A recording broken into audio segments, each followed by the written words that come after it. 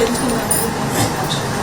అంటే నేను బయట నుంచి కిందకు వచ్చేసాను. కిందకు వచ్చిన తర్వాత పైన కొట్టుడు ఇన్ని నేను మళ్ళీ పరిగెత్తుకుంటాము అది నా పిల్లలు కేకలేదని చెప్పి నేను పైకి వెళ్ళిపోయాను. పైకి వెళ్తుంటే నన్ను ఎవరైనా అది మీ అబ్బాయి కాదు వాడు వేరే వాడు ఎవరో నన్ను చెప్పి నన్ను ఆపేసి నన్ను నానా మాటలు మాట్లాడి నీ కొడుకుని చంపేస్తానన్నది పో ఇక్కడి నుంచి. నా ఫోన్ తీసేసుకున్నారు, దాచేశారు. మే 9వ తారీఖు నాడు జరిగింది. ఫోన్ తీసుకెళ్లారు, పిల్లల్ని ట్రాప్ చేశారు. నా ఫోన్ ద్వారా పిల్లల్ని అర్ధరాత్రి కూడా పట్టుకొచ్చేశారు.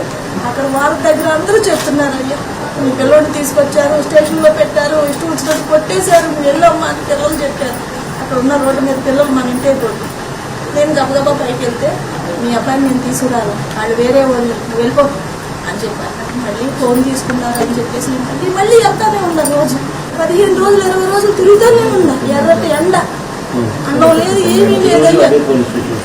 ఏ పోలీస్ స్టేషన్ అయ్యా, వాళ్ళే నా ఫోన్ తీసుకున్నారు, వాళ్ళే నా పిల్లల్ని చంపేశారయ్యా. నాకు చంపి బాత్రూంలో మూట కట్టి పెట్టాడయ్యా. చెప్పా చేయకుండా పొద్దున్నే వెళ్ళి దానం చేశాడయ్యా. నేను ఏం అడగను, నాకు అసలు ఏమొద్దు, కేసులతో కూడా నాకు సంబంధం లేదు. నా బిడ్డ చచ్చిపోయాడు కాబట్టి నాకు ఏదన్నా ఇప్పించండి, 3 ఎన్నో ఇప్పించండి, పిల్లలు వాడు ఎన్నో ఇప్పించండి. ఈ రెండేనయ్యా నాకు ఏదో ఒకటి ఇస్తే నేను దానం చేసుకుంటాను. అంతకన్నా నాకేమవుతాయో, నేను ఆల్రెడీ కష్టాలు బతికానయ్యా.